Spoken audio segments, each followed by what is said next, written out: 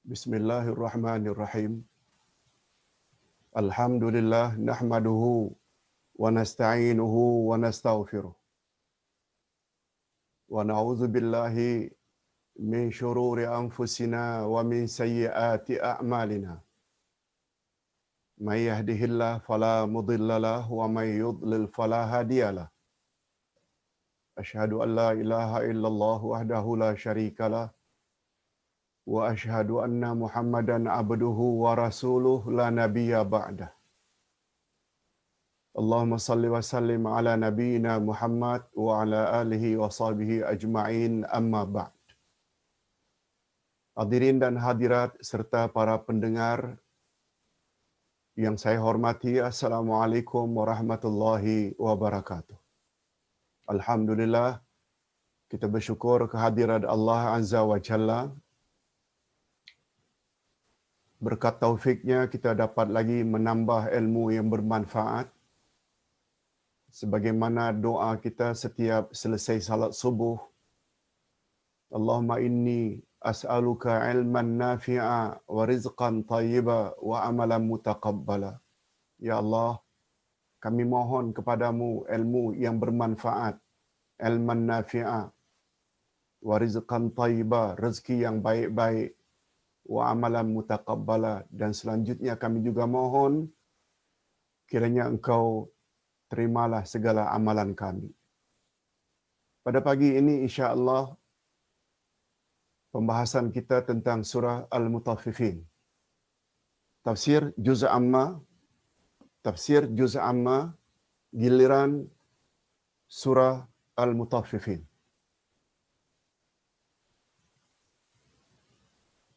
Ayatnya dan terjemahannya kita tangguh, sebab nanti dalam penjelasan ayat kita akan baca bahagian demi bahagian, dan terjemahannya juga kita akan terjemahkan bahagian demi bahagian. Untuk itu, langsung saja kepada latar belakang surah. Apa background surah ini, Al-Mutaffifin? Mengapa dia diturunkan? Apa pengajaran yang dapat kita ambil daripada surah Al-Mutaffifin ini? Nah, latar belakangnya antara lain, surah ini terdiri dari 36 ayat. Sebabnya dalam satu perjumpaan, kita tidak dapat, malah tidak mampu untuk tafsirkan keseluruhan 36 ayat. Sebabnya Ustaz bagi dua. Yang pertama dari ayat 1 hingga ayat 17. Minggu hadapan, insya-Allah hari Sabtu depan, kita akan mula tafsirkan pula bahagian keduanya surat Al-Mutaffifin, yaitu dari ayat 18 hingga ayat 36. Seperti biasa, sebagaimana kita lakukan untuk surah Amma Yatasa'alun. Surah ini tergolong ke dalam surah Makkiyah. Maknanya diturunkan di Mekah atau diturunkan sebelum baginda Rasul sallallahu alaihi wasallam berhijrah ke Madinah. Ia diturunkan sesudah surat Al-Ankabut. Al-Ankabut. Setelah surat Al-Ankabut turun surah ini. Dan merupakan surah terakhir diturunkan di Mekah sebelum hijrah. Itu di antara spesifiknya pengkhususan surah Al-Mutaffifin. Dia dikatakan sebagai surah yang terakhir diturunkan kepada baginda Rasul sallallahu alaihi wasallam semasa baginda berada di Mekah sebelum hijrah. Al-Mutaffifin. Al-Mutaffifin yang dijadikan nama bagi surah ini diambil dari perkataan Al-Mutaffifin yang terdapat pada ayat yang pertama. Bagaimana nanti kita akan baca. Setelah kita tahu latar belakang surah Al-Mutaffifin, bagus juga kita tahu apa sebab surah ini diturunkan, yang dipanggilkan dengan Asbabun Nuzul. Asbabun Nuzul. Sebab-sebab mengapa turunnya surah Al-Mutaffifin. Ibnu Abbas radhiyallahu anhuma atau nama lengkapnya Abdullah Ibnu Abbas radhiyallahu anhuma berkata, ketika Nabi Muhammad sallallahu alaihi wasallam berhijrah ke Madinah, baginda sallallahu alaihi wasallam dapati penduduknya sangat curang dalam timbang menimbang. Dalam timbang menimbang. Curang, khianat. Lalu turunlah surah ini. Setelah surah ini diturunkan, barulah baik cara mereka menimbang dan menakar. Okey, begitu menurut Abdullah Ibnu Abbas radhiyallahu anhuma. Nah, kita sekarang langsung kepada tafsiran ayat. Ustaz baca bahagian demi bahagian. Pertama sekali, dari 17 ayat itu, kita baca 6 ayat terlebih dahulu. A'udzubillahi minasyaitonirrajim. Bismillahirrahmanirrahim. Wailul lil mutaffifin. Alladzina idza iktalu 'alan nasi yastawfun. Wa idza kaluhum aw wazanuhum yukhsirun. Ala yazunnu ulaika annahum mab'usun liyaumin 'azim. Yauma yaqumun nasu lirabbil alamin.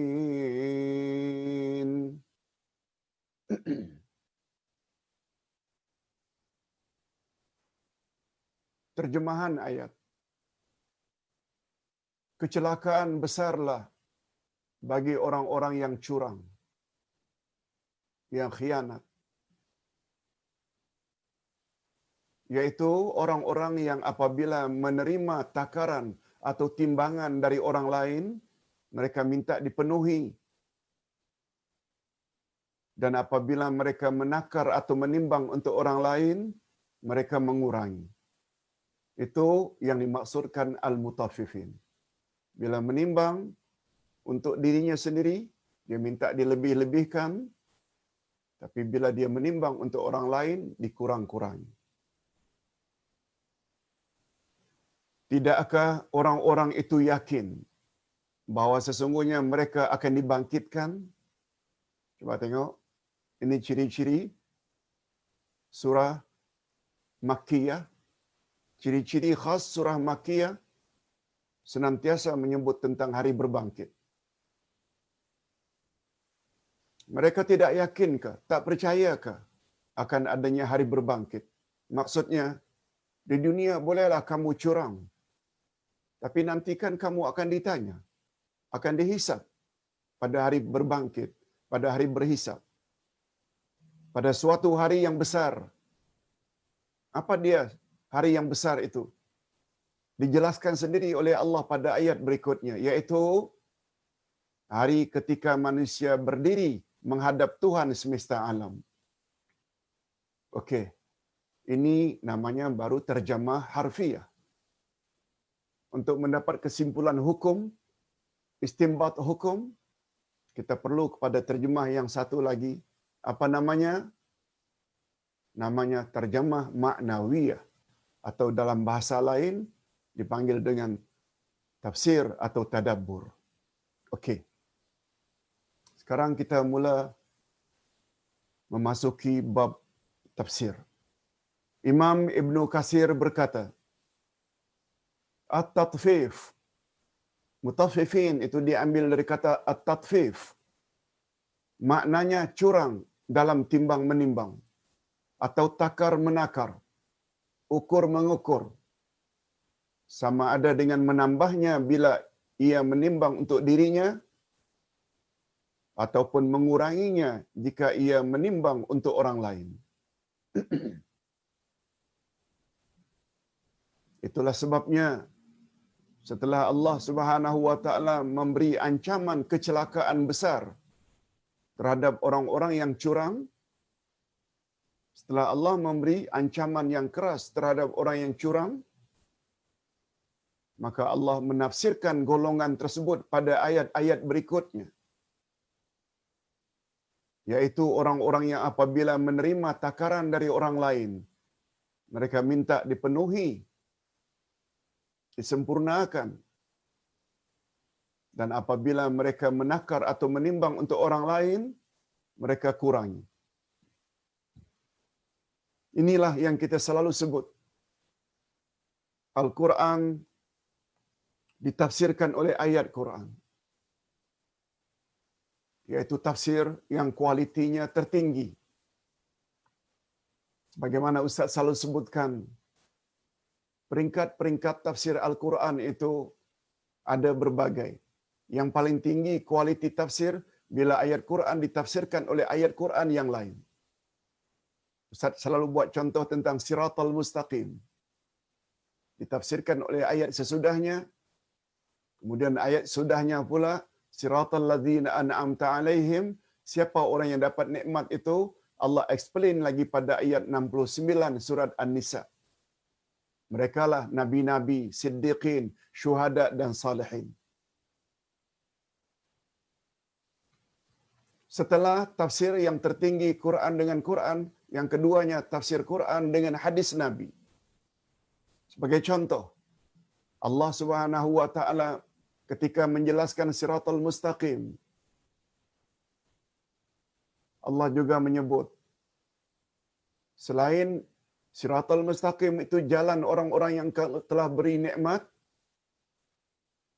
lalu ditafsirkan oleh ayat Quran, Rasul juga ada menyebut ciri-ciri orang yang mendapat Siratal Mustaqim. Lalu Allah suruh kita supaya memohon perlindungan daripada Allah. Ghairil maghdubi alaihim waladdallin. Bukan jalan orang yang engkau murkai dan juga bukan pula jalan orang-orang yang sesat. Begitu sahabat bertanya, "Ya Rasulullah, man humul maghdubu alaihim?" Siapakah golongan yang dimurkai Allah itu yang kita minta agar Allah hindari, jauhi? Nabi jawab, al-maghdubu alaihim al-yahud, yaitu orang Yahudi. Karena sifat mereka ilmu banyak tapi tidak mengamalkan. Itu sebabnya mereka layak dimurkai Allah. Adapun ad-dhalun humun nasara, sedangkan golongan yang sesat itu yang kita minta agar dijauhi, mereka adalah Nasrani, Kristian. Karena sifat Nasrani banyak beramal tapi tanpa ilmu. Okey, itu hanya sekedar nak mengulangi kriteria atau tahap-tahap tafsir Al-Quran. Yang pertama Quran dengan Quran, yang kedua Quran dengan hadis Nabi, baru yang ketiga tafsir Quran dengan pandangan para sahabat Nabi. Jadi berbalik kepada ayat. Setelah Allah Subhanahu wa taala menyebut wailul lil mutaffifin, kecelakaan besarlah terhadap orang-orang yang curang. Siapa orang-orang yang curang? Lalu ditafsirkan sendiri oleh Allah Subhanahu wa taala. Orang-orang yang curang itu ialah apabila mereka menimbang untuk diri mereka minta dilebih-lebihkan, bila menimbang untuk orang lain minta mereka kurang-kurangi. Ini di antara jenis tafsir Al-Quran dengan Al-Quran. Ustaz lupa tadi tidak jelaskan wailun. Wailul lil mutaffifin. Sebagaimana Allah Subhanahu wa taala pernah sebut di dalam surat Al-Ma'un, wailul lil musallin. Wailul lil musallin. Neraka waillah bagi orang yang salat, yang lalai dalam salat mereka. Wail maknanya celaka. Al-wail juga adalah nama salah satu dari nama-nama neraka. Selain Jahannam, Jahim, Ma'wa, Saqar, wail juga salah satu nama dari nama-nama neraka. Jadi wailul lil mutaffifin, kecelakaan besarlah, neraka waillah bagi orang yang curang dalam timbang menimbang. Orang yang timbang menimbang yang bagaimanakah yang akan dapat kecelakaan itu? Tempat mereka neraka wail, yaitu apabila mereka menakar untuk diri mereka, menimbang untuk diri mereka, mengukur untuk diri mereka, minta dilebih-lebihkan. Tapi bila menimbang, menakar, mengukur untuk orang lain, dikurang-kurangi. Yes. Okey. Kita berpindah kepada ulama tafsir yang kedua yang tidak kurang hebatnya, iaitu Syekh As-Sa'di. Nama lengkapnya Syekh Abdul Rahman bin Nasir As-Sa'di. Dalam kitab tafsirnya Kalamul Mannan. Apa kata beliau? Curang dalam timbangan dan takaran, termasuk ke dalam memakan harta orang lain secara batil. Yes. Memang barangkali dengan curang itu kita dapat untung banyak. Tetapi sebenarnya keuntungan yang kita dapat itu bermakna kita telah makan sesuatu yang batil, yang haram, yang tidak halal.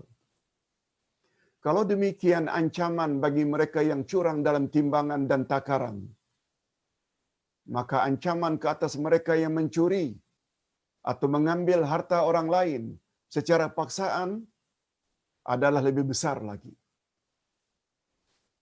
Kalau curang tidak jujur dalam timbang menimbang saja, itu ancamannya. Macam mana terhadap orang yang rasuah? Macam mana terhadap orang yang mencuri, menipu harta orang lain?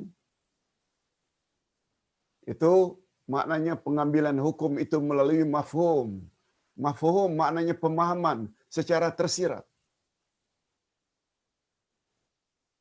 Ayat di atas menunjukkan sepatutnya setiap insan hendaklah memperlakukan orang lain sebagaimana ia ingin orang lain bersikap terhadapnya.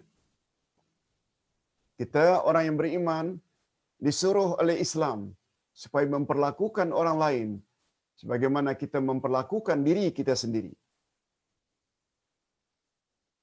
Sebagaimana sabda Nabi sallallahu alaihi wasallam dalam hadis sahih, la yu'minu ahadukum hatta yuhibba li akhihi ma yuhibbu li nafsihi. Atau kama qala Rasul sallallahu alaihi wasallam.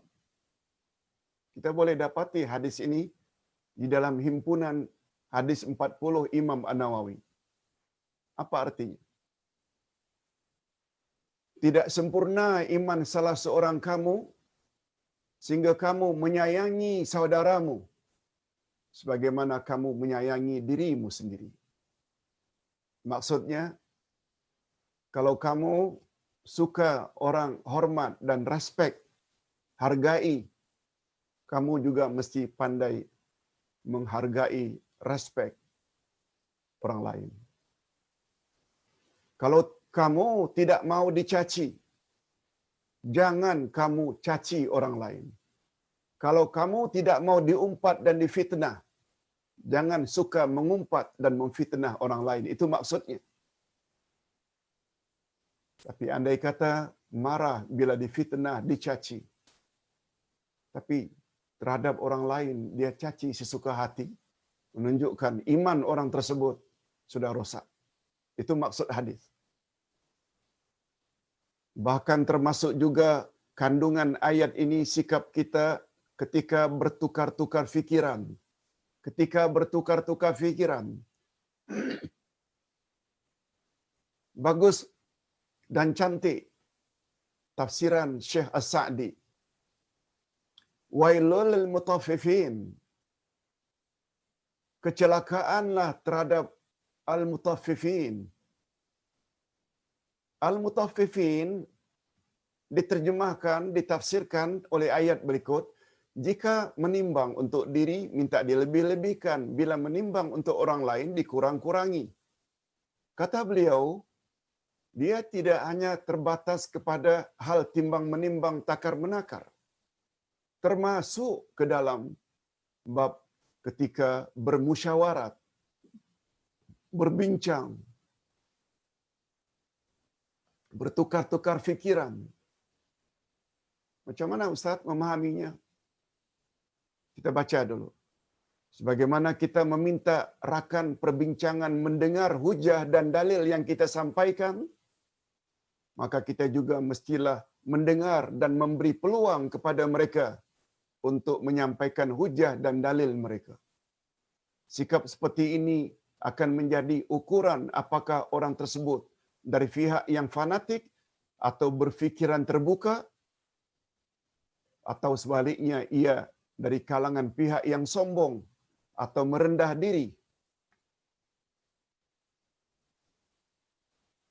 Apakah ia dari golongan orang yang cerdik atau dari golongan orang yang kurang cerdik?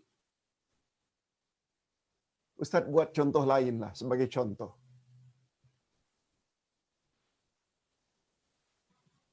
Al-mutaffifin ini bukan hanya terbatas dalam bab takar-menakar, timbang-menimbang. Termasuk sikap kita terhadap orang lain.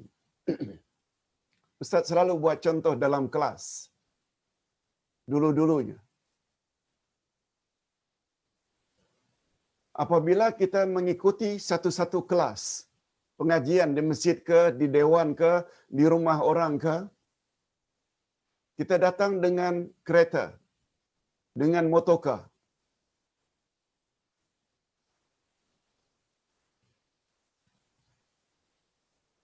Kalau kita parking di depan pintu rumah orang, atau kita parking blok orang yang akan keluar, tak dapat keluar karena kita blok.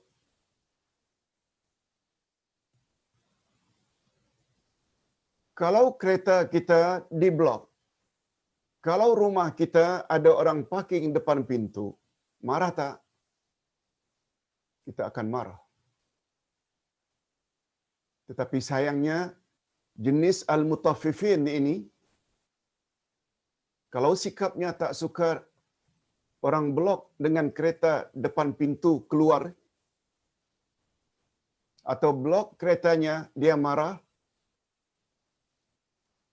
tetapi sayangnya dia blok kereta orang lain, dia blok pintu rumah orang. Berkali-kali orang horn minta supaya dialihkan. Dia selamba saja. Dia buat tak peduli saja. Hadirin dan hadirat serta para pendengar sekalian, manusia jenis itu termasuk ke dalam mutaffifin. Bila dia berbincang, bermusyawarat, dia mau semua anggota masyarakat dengar hujah dan dalilnya. Tapi dalil dan hujah yang disampaikan oleh peserta lainnya, dia tak mau dengar. Dipotongnya. Lagi-lagi termasuk mutaffifin. Dan untuk mutaffifin, neraka wail kalau tidak segera tobat dan merubah sikap demikian. Yang bolehlah kita katakan dalam istilah modern, egois, selfish, terlalu mementingkan diri, tak fikir perasaan orang lain. Okey, itu yang dimaksudkan oleh Syekh As-Sa'di. Cantik. Tafsiran ini Ustaz sangat setuju. Jangan kita dalam menafsirkan ayat fokus kepada apa yang diterjemah secara harfiah, tapi dia luas. Okey, ini gunanya kita belajar tafsir. Kita tengok lagi pandangan. Ustaz dalam satu-satu ayat usahakan untuk ambil paling kurang 2 pandangan ulama tafsir. Malah dalam hal ini Ustaz bawa sampai 4 pandangan ulama tafsir. Yang pertama tadi Imam Ibnu Katsir, yang kedua Imam As-Sa'di, yang ketiga Syekh Abu Qasim Al-Qushairi. Apa kata beliau? Ungkapan al-mutaffifin mencakupi curang dalam timbangan dan takaran, atau curang dalam menyatakan atau menyembunyikan keburukan seseorang, dan lain-lain lagi.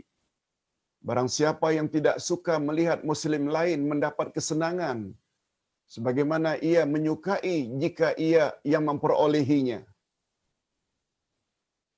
Dan barang siapa yang suka mencari keaiban atau keburukan orang lain, tetapi ia sendiri benci jika keburukannya dibongkar oleh orang lain, mereka semua termasuk ke dalam golongan ini. Golongan apa tadi? Golongan al-mutaffifin. Barang siapa yang hanya ingat akan haknya dari orang lain, tetapi enggan memberi hak orang lain, juga termasuk al-mutaffifin. Oh. Itu sebabnya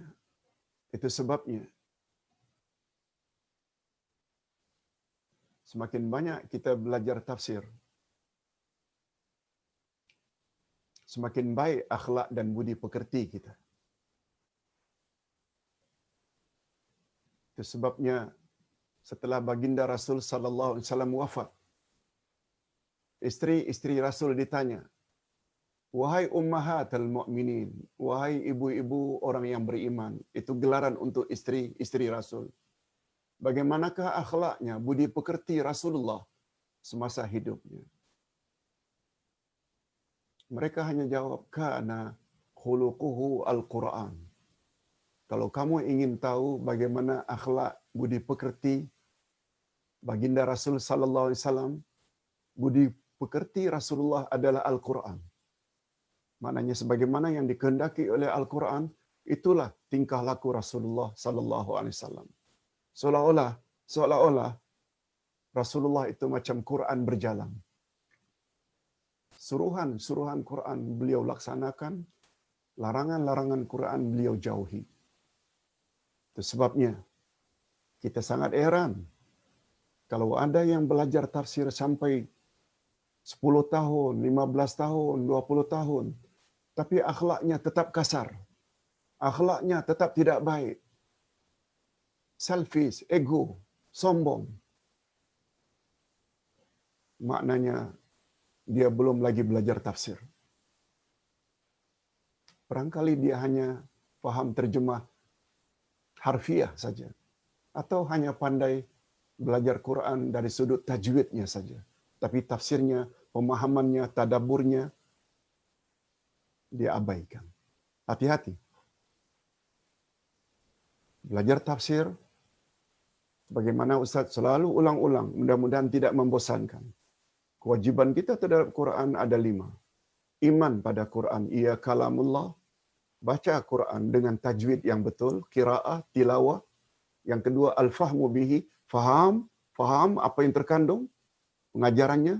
Al-amalu bihi, amal maknanya praktis, laksanakan apa yang kita telah fahami dalam kehidupan sehari-hari, baru kemudian kita sebar-sebarkan pada orang lain. Okey, tafsir dari ulama yang keempat. Ini bekas atau mantan guru ustaz sendiri di Islamic University Madinah, yaitu Syekh Abu Bakar Al-Jazairi. Allah yarham. Beliau telah meninggal dunia. Beliau punya tafsir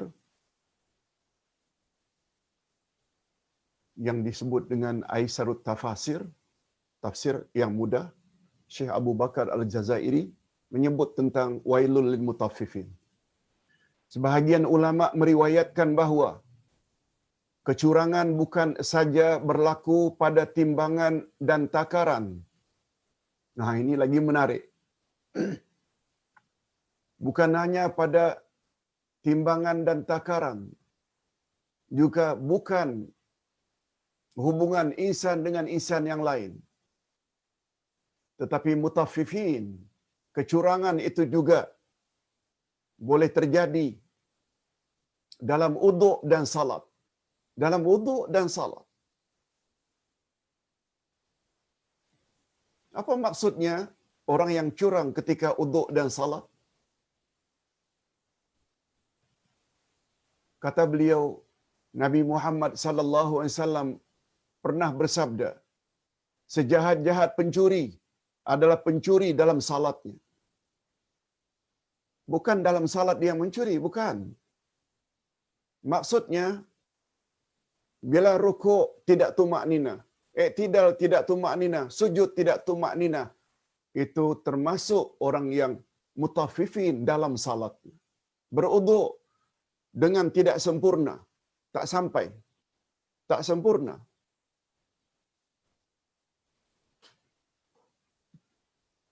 Bila sapu kepala, hanya di sini saja. Padahal Rasulullah sallallahu alaihi wasallam basahkan kedua tangannya seluruh.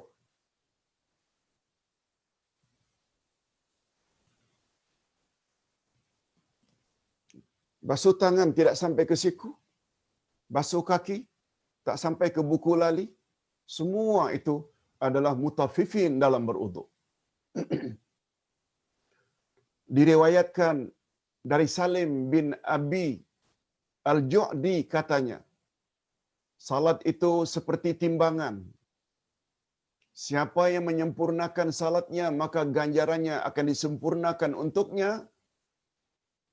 Dan siapa yang berlaku curang, maka kamu mengetahui firman Allah, wailul lil mutaffifin, kecelakaan besarlah bagi orang-orang yang curang. Ini lagi menarik. Mutaffifin bukan setakat pada timbang menimbang, tapi juga hubungan kita dengan orang lain. Kita suka orang lain berbuat baik pada kita, tapi kita tidak berbuat baik pada orang lain. Kita suka orang respect kita, tapi kita tidak respect orang lain. Mutaffifin. Salat yang tidak tumak nina, wuduk yang tidak sempurna, semuanya mutaffifin. Neraka wail tempatnya.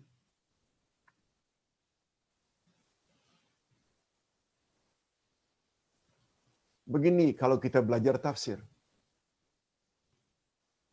Itu sebabnya kalau ingin tahu macam mana cara Ustaz menafsirkan, Ustaz bukan pakar tafsir.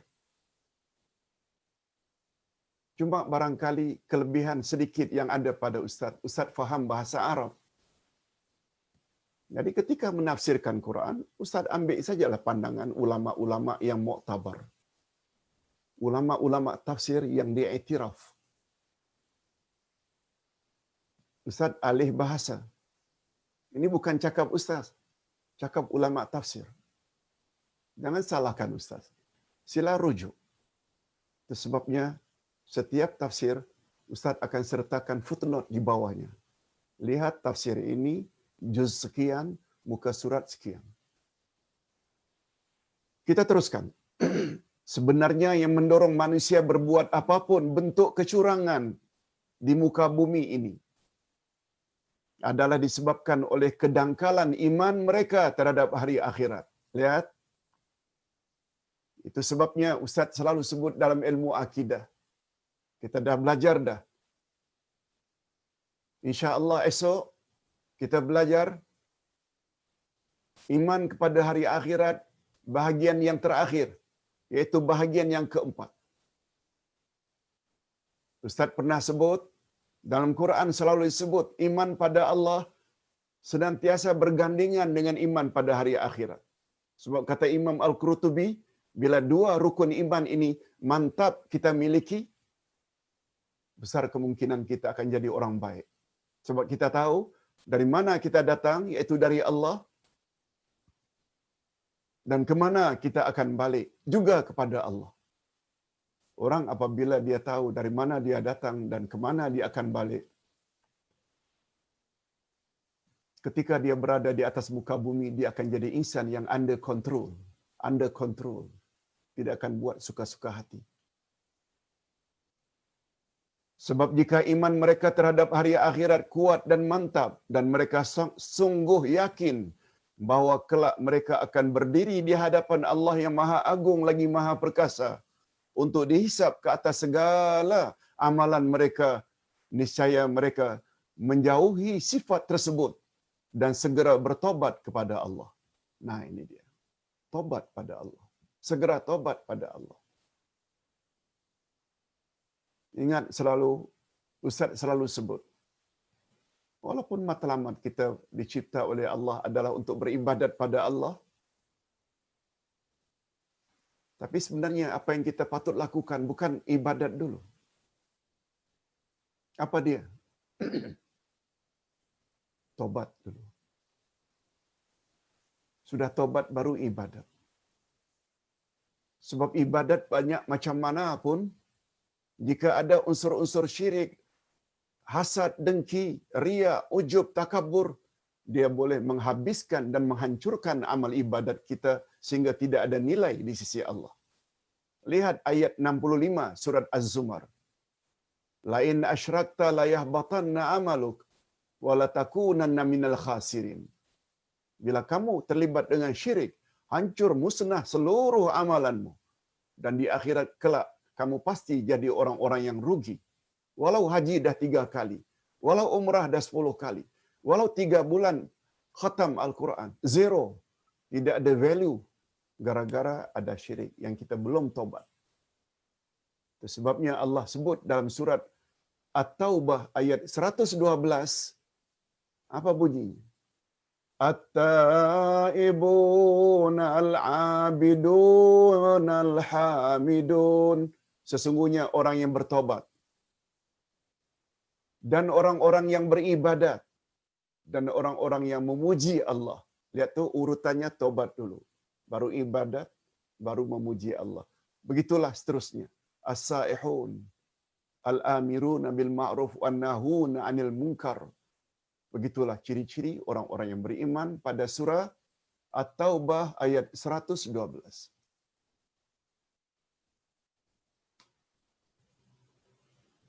Hadirin dan hadirat rahimakumullah. Itulah sebabnya Allah mengakhiri pembahasan orang-orang yang curang itu dengan pertanyaan, apakah mereka tidak yakin akan adanya hari berbangkit? Itu dia ayat yang ke-6 tadi. Mereka tak tahukah mereka buat curang tersebut? Di dunia mereka boleh dapat untung, orang tak tahu. Tapi di akhirat Allah pasti tahu. Okey. Seterusnya, panjang pembahasan ini. Ungkapan ala yazunnu ulaika annahum mab'usun. Tidakkah orang-orang itu yakin bahawa sesungguhnya mereka akan dibangkitkan? Ibnu Jarir berkata, orang Arab kadang-kadang menggunakan perkataan azunnu dengan makna al-yaqin. Imam Mujahid berkata, semua perkataan azan yang makna zan itu ragu-ragu. Di dalam Al-Quran, kata Imam Mujahid, semua azan dalam Al-Quran membawa makna yakin. Dan al-ilmu, mengetahui, sanad atau sandarannya sahih. Menurut Aisyah radhiyallahu anha, katanya, Rasulullah sallallahu alaihi wasallam memulai qiyamul lail dengan membaca 10 kali takbir. Allahu akbar, Allahu akbar, Allahu akbar 10 kali, alhamdulillah, alhamdulillah 10 kali, subhanallah, subhanallah, subhanallah 10 kali, astaghfirullah, astaghfirullah, astaghfirullah 10 kali. Kemudian beliau berdoa minta perlindungan kepada Allah daripada merasa takut ketika berhadapan dengan Allah pada hari berbangkit. Ini doanya. Allahumma hdini warzuqni wa'afini wa a'udzubika min dhiqil maqami yaumal qiyamah. Ya Allah, tunjukilah aku. Berilah aku petunjuk. Kurniakanlah rezeki kepadaku. Warzuqni, dan sihatkanlah aku. Wa'afini, afiatkan aku. Dan aku berlindung kepadamu ya Allah daripada kesusahan ketika berdiri di depanmu pada hari kiamat. Hadis riwayat Abu Dawud, An-Nasai dan Ibnu Majah. Jangan lupa hadirin dan hadirat serta para pemirsa yang saya hormati, hafal doa ini. Setiap bangun malam untuk tahajud, baca zikir ini. Tak susah pun. Tak susah. Selain membaca 10 ayat terakhir dari surat Ali Imran. Baik, kita teruskan dengan tafsir berikutnya.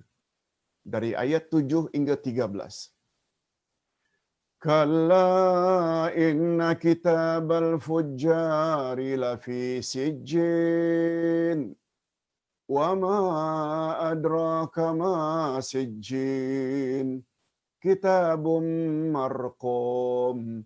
wailun yawma idzil lil mukazzibin alladzina yukazzibuna biyaumiddin wa ma yukadzibu bihi illa kullu mu'tadin athim idza tutla alaihi ayatuna qala asatirul awwalin. Terjemahan harfiahnya, sekali-kali jangan curang, karena sesungguhnya kitab orang yang durhaka tersimpan di dalam sijin. Tahukah kamu apakah sijin itu? Ialah kitab yang bertulis. Kecelakaan yang besarlah pada hari itu bagi orang-orang yang mendustakan, yaitu orang-orang yang mendustakan hari pembalasan. Dan tidak ada yang mendustakan hari pembalasan melainkan setiap orang yang melampaui batas lagi berdosa, yang apabila dibacakan kepadanya ayat-ayat kami, ia berkata, itu adalah dongengan orang-orang dahulu. Lihat, itu baru terjemah harfiah. Apa dia tafsirannya? Ini dia. Kalau pada ayat-ayat sebelumnya, Allah menjelaskan bahawa pendorong utama mereka berbuat curang adalah karena kedangkalan iman mereka terhadap hari pembalasan, maka pada ayat-ayat berikut pula Allah menyuruh mereka agar segera menghentikan perbuatan jahat tersebut. Yang kita sebut tadi dengan tobat. Tobat segera. Tak ada masalah. Tobat segera. Sebab Nabi bersabda, kullu bani Adam khata' wa khairul khata'in at-tawwabun. Semua anak cucu Adam pernah bersalah. Dan sebaik-baik orang yang bersalah adalah orang yang bertobat. Mudah-mudahan kita diberi oleh Allah taufik sehingga mendorong kita untuk taubat dari segala jenis dosa masa silam. Apakah kepada Allah atau kepada sesama manusia. Mengapa kita perlu taubat segera? Sebab ada ketikanya pintu taubat tutup, yaitu ketika nazar. Betul tak? Kita boleh mati bila-bila masa, anytime. Kita bimbang. Kalau kita delay, lambat, tangguh-tangguhkan taubat, tiba-tiba accident, kita mati. Na'udzubillah min dzalik. Okey, kita teruskan. Selanjutnya Allah Subhanahu wa taala menjelaskan di dalam ayat di atas bahawa buku amalan orang-orang yang durhaka di dalam sijin. Ungkapan kitabal fujjar, kitab orang-orang durhaka mencakupi segala bentuk kejahatan dan kenifakan. Kenifakan maknanya nifak, munafik, hipokrit. Semuanya termaktub di dalam sijin. Makna sijin, tempat yang sangat sempit. Karena makna sijin diambil perkataan asijnu, yang maknanya ad-dayiq, sempit.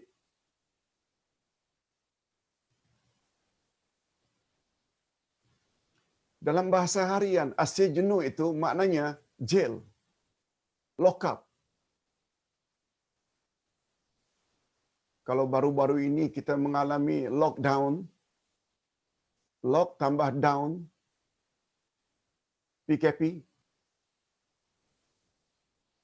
lock up, jail, itulah dalam bahasa Arabnya sijin, asijnu, penjara, bahasa kita penjara. Asijnu pula makna asalnya ad-dayiq, sebab setiap penjara adalah sempit. Jadi kitabun marqum sebenarnya bukanlah tafsiran dari wama adraka ma sijin, tahukah kamu apakah sijin itu, tetapi dia adalah tafsiran bagi tempat yang disediakan untuk orang-orang yang durhaka. Kita berdoa pada Allah, na'udzubillahi min zalik. Ya Allah, lindungilah kami daripada bernasib demikian. Amin ya rabbal alamin. Selanjutnya Allah memberi amaran keras, yakni kecelakaan besar bagi orang-orang yang mendustakan hari pembalasan. Kecelakaan besar bagi orang yang mendustakan adanya hari pembalasan. Selanjutnya Allah menjelaskan 3 sifat orang yang mendustakan hari pembalasan. disebut oleh Allah. Pertama mu'tadin, yang kedua asim, yang ketiga qala asatirul awwalin. Apa dia tiga sifat itu? Pertama, mereka punya sifat mu'tadin, yaitu sifat melampau batas. Melampau batas ini maknanya mereka yang gemar melanggar batasan-batasan Allah, yakni apa yang telah ditetapkan oleh Allah. Allah suruh salat, dia tak salat. Allah larang rasuah, dia lakukan rasuah. Allah larang berzina, berjudi, dia berzina, berjudi. Allah suruh keluarkan zakat, dia tidak mau keluarkan zakat. Tidak buat suruhan, tidak jauhi larangan, semuanya termasuk dalam mu'tadin.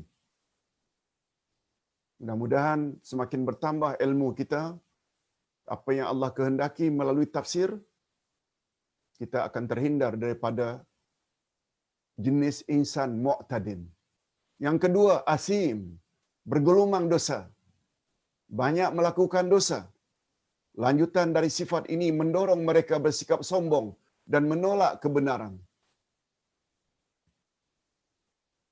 Oleh sebab itu kita kasihan dengan setengah rakan-rakan kita dari golongan liberal yang dengan lantang mempertikaikan apa yang ada dalam Quran.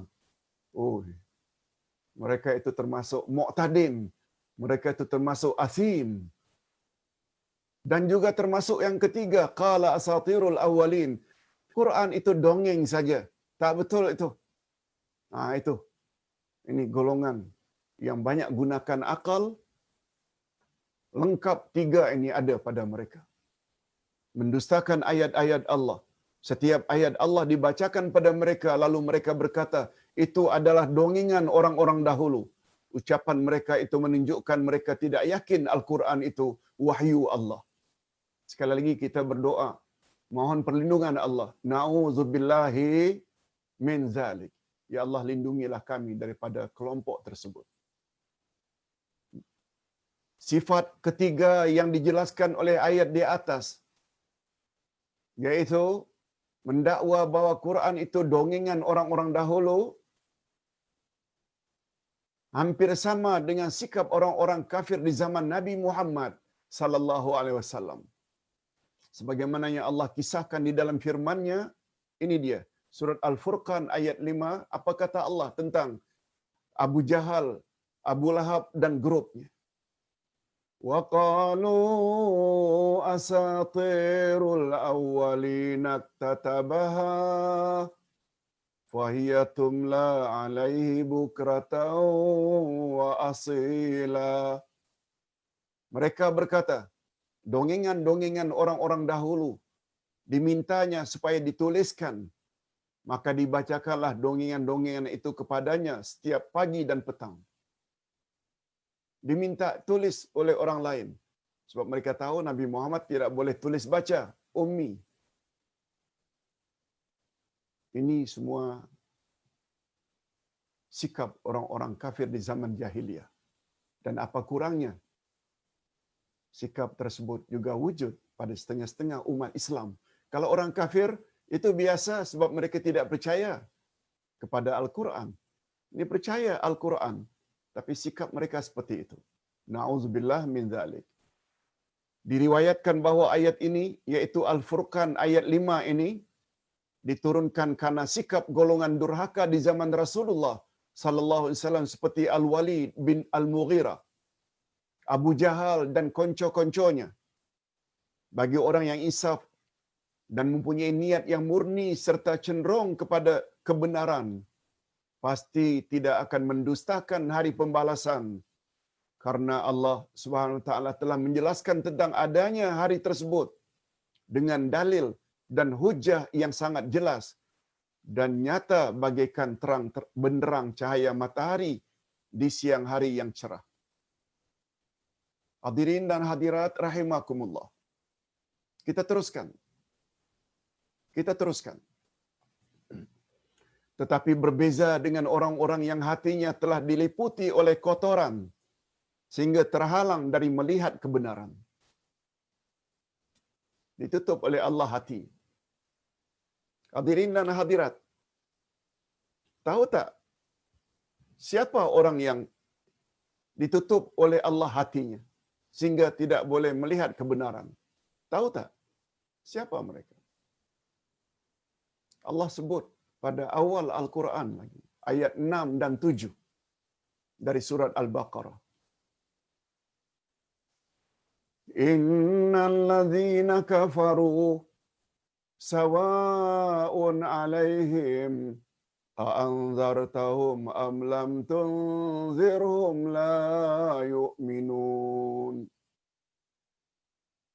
Sesungguhnya orang-orang kafir itu kamu beri peringatan atau kamu tidak beri peringatan, kamu beri nasihat atau kamu tidak beri nasihat, kau sampaikan kebenaran atau engkau tidak sampaikan kebenaran, mereka tetap saja tidak mau beriman, sama saja bagi mereka. Kau beri tazkirah ke, tak beri tazkirah ke, fahum la yu'minun, mereka tetap saja tidak mau percaya. Lalu Allah sebut apa sebab mereka bersikap demikian. Diberi nasihat, tidak beri nasihat, sama saja. Allah sebut pada ayat berikutnya. Khatamallahu ala qulubihim wa ala sam'ihim wa ala absarihim ghishawah. Kata Allah menyebut penyebabnya, karena hati mereka telah terkunci mati. Pendengaran mereka juga tertutup. Pandangan mereka juga tertutup melihat kebenaran. Telinga tak suka mendengar ayat-ayat Quran dibacakan. Mata tidak digunakan melihat kebesaran akan kekuasaan Allah di alam ini. Ini ada kaitannya dengan ceramah kita pada pagi semalam. Ada insan yang lebih sesat dari binatang. Kenapa? Ada akal tak mau fikir, ada telinga tak mau dengar, ada mata tak mau lihat kebesaran Allah. Ulaika kal an'ami bal hum adall. Mereka tak ubahnya bagaikan binatang-binatang ternak, bahkan lebih sesat daripada binatang. Semalam kita dah jelaskan. Berdasarkan ayat 179 dari surat Al-A'raf. Walaupun Allah sebutkan pada ayat 6 dan 7, semua kita hafal dah ayat ini. 6 dan 7 Al-Baqarah. Allah sebut itu sifat orang yang kafir. Barangkali jemaah sekalian juga percaya dan setuju bahawa sifat-sifat orang kafir itu juga ada tak pada orang Islam? Ada tak sifat orang kafir itu pada sesetengah orang Islam? Ada, dan banyak. Mudah-mudahan kita dilindungi oleh Allah daripada memiliki sifat-sifat orang kafir itu. Na'udzubillah min dzalik. Nah, kita sampai ke bahagian yang terakhir untuk pagi ini.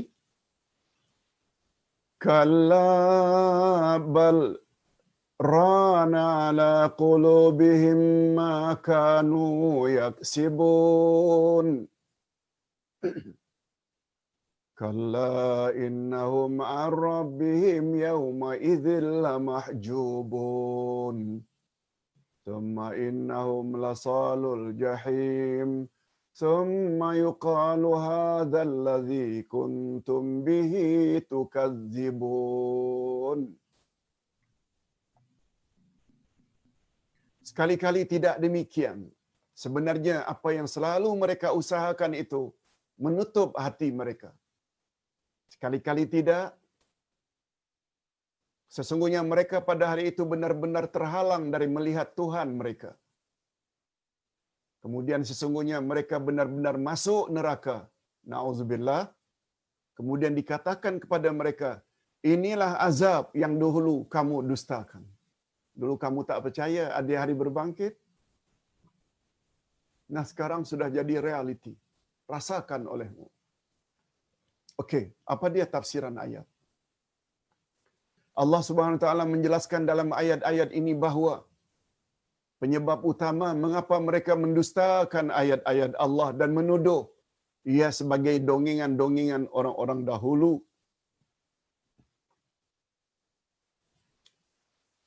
Ini ialah karena mereka terus-menerus melakukan dosa. Karena mereka terus-menerus melakukan dosa dan kedurhakaan sampai mati. Tak mau tobat. Nah, ini yang Ustaz ingatkan tadi. Semua orang melakukan dosa. Sebaik-baik orang yang berdosa adalah orang yang bertobat. Sehingga hati mereka tertutup dari rahmat Allah. Terlepas mereka daripada kasih sayang Allah. Akibat mereka tidak mampu membezakan. Akibatnya, karena dah ditutup, akhirnya mereka tidak dapat membezakan antara dongengan-dongengan dengan hujah-hujah yang nyata. Padahal Allah dah sebut pada awal-awal Quran lagi, "Zalikal kitabu la raiba fi hudan lil muttaqin." Inilah kitab Al-Quran. Tidak ada keraguan sedikit pun di dalamnya. Petunjuk dan pedoman bagi orang yang bertakwa. Apa hikmahnya Allah sebut pada awal Quran? Ini menunjukkan bila kita baca Quran, faham maknanya, jangan ragu. Itu bukan dongeng. Allah Subhanahu wa taala membantah tuduhan orang-orang kafir Quraisy dengan bantahan yang sangat keras. Kalla. Apa makna kalla? Sekali-kali tidak demikian. Sebagaimana dakwaan mereka, kononnya Quran itu dongengan. Sebenarnya apa yang selalu mereka lakukan dan usahakan itu dosa demi dosa. Telah menutup hati mereka sehingga menjadi keras, gelap, dan tertutup bagaikan logam yang berkarat. Oleh itu mereka tidak dapat membezakan antara dusta dengan kebenaran. Keadaan mereka bagaikan orang buta berjalan di bawah cahaya matahari di siang hari yang cerah dan terang benderang. Orang buta dapat manfaat tak dengan cerahnya matahari? Tidak. Manusia seperti yang kita sebutkan sifat-sifat tadi, yang telah ditutup oleh Allah hati mereka. Mereka tak ubahnya seperti orang buta yang berjalan di bawah terik matahari.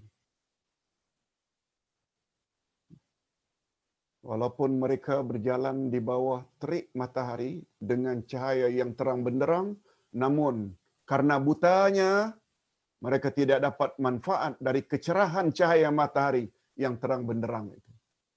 Tetap gelap. Na'udzubillah min dzalik. Ini apalagi bila kita hubungkan gelap itu dengan dosa. Sesungguhnya dosa demi dosa yang dilakukan oleh seseorang dapat menggelapkan hatinya. Oh, dosa demi dosa dapat menggelapkan hatinya. Sehingga diberi nasihat apapun, dia tak akan dengar. Ini yang kita sebutkan tadi. Hakikat ini dinyatakan sendiri oleh Rasulullah sallallahu alaihi wasallam. Innal 'abda idza aznaba dzamban nakatas fi qalbihi nuqtatan sauda. Fa in taba wa naza'a wastaghfara saqala qalbuh. Wa in 'ada zadat hatta taghlufa qalbuh. Fa dzalika ar-ran alladhi dzakarahu Allah fil Qur'an. Kan ada hadis disebut kalla bal ran. Apa makna ran? Ini dia. Nabi explain. Ini namanya ayat Quran ditafsirkan oleh hadis Nabi. Sesungguhnya jika seseorang manusia melakukan satu dosa, maka pada waktu itu berbintik satu bintik hitam pada hatinya. Bila satu dosa, bintik hitam satu. Bila dua, dua. Bila lima, lima bintik hitam. Jika ia bertobat dan berhenti melakukan dosa tersebut dan memohon ampunan, maka akan putih bersih hatinya. Itu cara menghilangkan bintik-bintik hitam yang melekat pada hati, yaitu dengan tobat. Tetapi sebaliknya, jika ia menambah perbuatan dosa lagi, maka akan bertambah pula bintik-bintik hitam tersebut sehingga tertutuplah hatinya. Inilah yang dimaksudkan dengan ran, yang artinya tertutup, yang Allah sebutkan dalam Al-Quran pada ayat tadi. Hadis riwayat Ibnu Jarir, Tirmizi, Imam Ahmad daripada Abu Hurairah. Hasan Al-Basri berkata tentang ar-ran. Dia adalah dosa demi dosa yang dilakukan sehingga menutup hati. Dosa dapat menghitamkan hati. Nah, sebelum Ustaz jelaskan lebih lanjut, bagus juga kalau Ustaz selingi sedikit apa yang Ustaz selalu sebut dulu-dulunya dalam kelas. Abu Bakar As-Siddiq adalah orang pertama setelah Nabi yang berada di atas jalan yang lurus. Masih ingat tafsir Siratal Mustaqim? Siratal Mustaqim adalah jalan orang-orang yang telah engkau beri nikmat ke atas mereka. Siapa orang-orang yang telah diberi nikmat ke atas mereka bahawa mereka telah mendapat Siratal Mustaqim? Allah explain lagi. Mereka itu adalah nabi-nabi, siddiq-siddiq, syuhada dan salihin. Lihat, siddiq ini betul-betul setelah nabi. Itu sebabnya kata ulama tafsir, kedudukan Abu Bakar itu sangat tinggi. Walaupun tidak disebut secara jelas dalam Al-Quran nama Abu Bakar, tapi beberapa kali disebut mengisyaratkan pada Abu Bakar. Pertama, siddiqin, sebagai orang yang telah mendapat Siratal Mustaqim. Yang kedua, ketika hijrah Rasulullah dengan Abu Bakar, ayat tidak menyebut. Ayat hanya mengatakan, ketika rakanmu merasa sedih waktu kamu berdua berada di dalam gua, lalu kamu nasihati rakanmu, la tahzan, innallaha ma'ana. Don't be sad. Jangan sedih wahai rakan. Allah bersama kita. Siapa rakan Nabi? Tak disebut namanya. Tapi semua kita percaya bahawa itu maksudnya adalah Abu Bakar As-Siddiq. Dalam Al-Quran disebut berkali-kali. Banyak lagi hadis-hadis lain, ayat-ayat yang lain memberi isyarat tersebut. Sebabnya bagi kita yang berpahaman Ahlus Sunnah wal Jamaah, Abu Bakar adalah orang yang paling utama dari umat Nabi Muhammad sallallahu alaihi wasallam yang imannya luar biasa. Itu sebabnya ketika Nabi menyenaraikan sahabatnya 10 yang garanti masuk syurga, 4 yang pertama itu Khulafaur Rasyidin, Abu Bakar, Umar, Utsman, Ali, baru yang lain-lain. Beza tak kita dengan Syiah? Syiah kata dalam kitab mereka, Abu Bakar itu sama dengan Firaun. Umar itu sama dengan orang kedua Firaun, iaitu Haman. Bacalah kitab-kitab Syiah, terutama Usulul Kafi. Kitab Usulul Kafi. Nah, Ustaz tak sebut apa Abu Bakar cakap.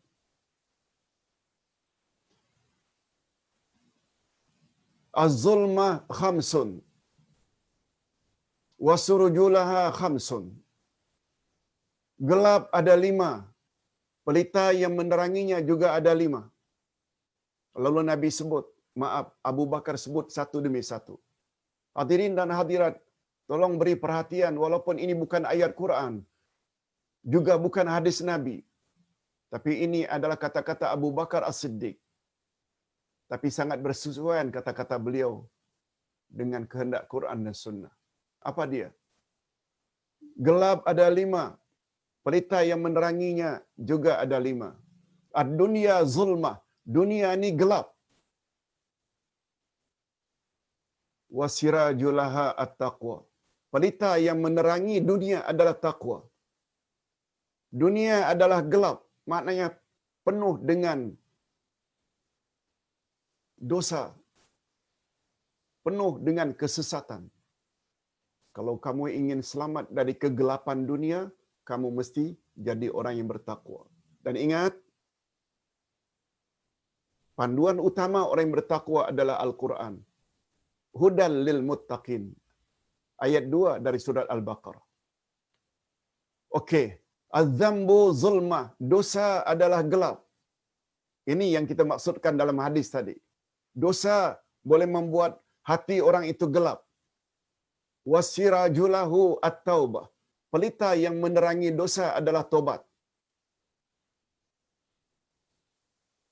Wal qabru zulma, kubur juga adalah gelap. wasirajulahu la ilaha illallah Muhammadur Rasulullah. Pelita yang meneranginya adalah la ilaha illallah Muhammadur Rasulullah. La ilaha illallah Muhammadur Rasulullah boleh menerangi kubur kita. Itu sebabnya Ustaz nasihatkan esok buat pertama kali Ustaz akan memberi ceramah online untuk Persatuan Kaum Ibu Malaysia, Indonesia, Singapura di Qatar, Doha. Esok jam 3 petang. Kalau pagi itu kelas akidah sambungan. Esok adalah hari pertama permintaan mereka, iaitu supaya Ustaz sebut asas-asas akidah. Mereka minta 8 siri. Asas-asas akidah. Sangat mustahab. Esok insya-Allah Ustaz akan bahas asas akidah yang pertama adalah hakikat 2 kalimah syahadat. Itu yang paling utama. Kemudian baru siri kedua, ketiga sampai ke-8. Setiap hari Ahad jam 3. Jamaah di Nusantara boleh manfaatkan melalui Facebook yang kita akan siarkan insya-Allah. Okey. Dah 3 dah. Dunia adalah gelap, pelita yang meneranginya takwa. Dosa adalah gelap, pelita yang meneranginya adalah tobat. Kubur adalah gelap, pelita yang meneranginya adalah la ilaha illallah Muhammadur Rasulullah. Wal akhiratu zulmah, akhirat juga nanti gelap. Wasirajulaha al-amalu salih. Pelita yang meneranginya, pelita yang menerangi akhirat adalah amal saleh. Nah, yang terakhir. Wasiratu zulmah. Kata Abu Bakar yang kelima, titian siratal mustaqim juga gelap. Dari tempat berhisab nak menuju ke syurga, kita meniti siratal mustaqim. Juga kata Abu Bakar gelap. Wasirajulahu al-yaqin. Dan pelita yang menerangi titian siratal mustaqim adalah al-yaqin. Mengapa yakin? Jalannya macam ini. Rasulullah sallallahu alaihi wasallam bersabda, "Man salaka tariqan yaltamisu fihi ilma, sahalallahu lahu bihi tariqan ilal jannah." Siapa bersungguh-sungguh pergi ke majlis ilmu, niscaya Allah permudahkan baginya jalan ke syurga. Dengan kata lain, Allah terangkan jalannya. Sebab untuk sampai ke peringkat yakin, kita mesti menuntut ilmu. Itu maksudnya. Yakin bukanlah datang tak semena-mena saja datang begitu saja. Tidak. Dia mesti belajar sampai akhirnya yakin. Dan yakin pula ada namanya ainul yakin, ada ilmul yakin, ada haqqul yakin. Okey, pembahasan itu sangat luas. Yang penting kata-kata Abu Bakar tadi sangat cantik. Okey, lain kali insya-Allah kita akan sambung lagi atau kita ulang lagi ungkapan tersebut. Imam Ibnu Katsir berkata, menurut Imam Asy-Syafi'i, ayat ini menunjukkan bahawa orang-orang yang beriman akan dapat melihat Allah pada hari akhirat. Yes. Pandangan Asy-Syafi'i ini sangat baik dan tepat sekali berdasarkan mafhum secara tersirat ayat di atas. Ini juga sebagaimana diisyaratkan oleh ayat-ayat yang lain secara mantuk. Mantuk maknanya secara tersurat. Apa kata Allah pada surat Al-Qiyamah ayat 22-23? Wujuhun yawma idzin nadhirah ila rabbiha nazirah. Pada hari itu wajah-wajah orang-orang mukmin berseri-seri. Kepada Tuhannya mereka melihat. Maknanya kita boleh melihat Allah nanti di syurga. Khas untuk orang-orang beriman saja. Allahumma ja'alna minhum. Ya Allah, masukkanlah kami ke dalam golongan orang-orang yang layak dapat melihat Allah di akhirat nanti. Sebab dalam ilmu akidah, melihat Allah di dunia mustahil. Tapi tidak mustahil melihat Allah di akhirat. Tapi dia khas untuk orang-orang yang beriman sahaja. Sekali lagi kita berdoa, mudah-mudahan kita termasuk ke dalam golongan orang-orang yang layak melihat wajah Allah di akhirat nanti. Amin ya rabbal alamin. Selanjutnya golongan yang durhaka bukan hanya terhalang daripada melihat Allah di akhirat yang merupakan kemuncak segala nikmat, malahan mereka juga akan disiksa dengan berbagai azab. Mereka akan dilemparkan ke dalam neraka jahim yang sangat panas. Na'udzubillahi min dzalik. Selain itu mereka juga akan dicaci maki sambil dikatakan, inilah azab yang dulu kamu selalu dustakan. Itu sebabnya hadirin dan hadirat, mengapa surat Al-Mutaffifin Ustaz terpaksa bagi dua. Baru rasanya selesa. Tidak menjelaskan dengan penjelasan yang lebih sempurna. Berbanding kita paksakan 36 ayat, kita gunakan 1 jam setengah, itu memang mustahil akan sempurna. Baik, biarlah perlahan-perlahan tapi kita dapat pemahaman. Baik, bersambung. Minggu hadapan insya-Allah. Jangan lupa, berikut ini kita akan sambung dengan soal jawab jika ada pertanyaan-pertanyaan. Baik.